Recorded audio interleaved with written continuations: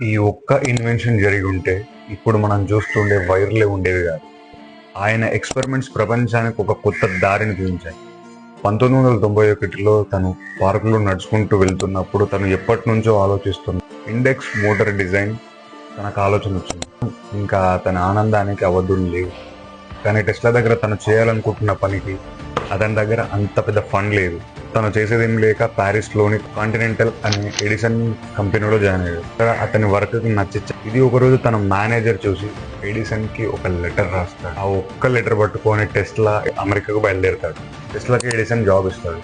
అప్పటికి ఎడిసన్ చాలా పెద్ద వ్యాపార సామ్రాజ్యాన్ని క్రియేట్ చేసి ఉంది. న్యూయార్క్ సిటీలో అప్పటికే కరెంట్ ఉండేది, కానీ ఆ కరెంట్ ఎక్కువ దూరం కానీ ఎక్కువసేపు కానీ వచ్చేది కాదు. ఇది గమనించిన టెస్లా నా దగ్గర ఈ ఏసీ మోటార్స్ అనే ఐడియా ఉంది అని చెప్పి ఉంటాడు. కానీ అప్పటికే తన వ్యాపార సామ్రాజ్యాన్ని క్రియేట్ చేసి ఉంటాడు. కాబట్టి ఇదంతా ఏమి వద్దు, ఈ డీసీ మోటార్స్నే కరెక్ట్ చెయ్యి అని, ఈ డీసీ మోటార్స్ని కరెక్ట్ చేస్తే $50,000 నీకు బహుమతిగా ఇస్తా అని ఒక ఒప్పందానికి వస్తాడు. ఇది విన్న టెస్లా రాత్రి పగళ్ళు కష్టపడి అందులో ఏమేమి మిస్టేక్స్ ఉన్నాయో కరెక్షన్స్ చేస్తాడు.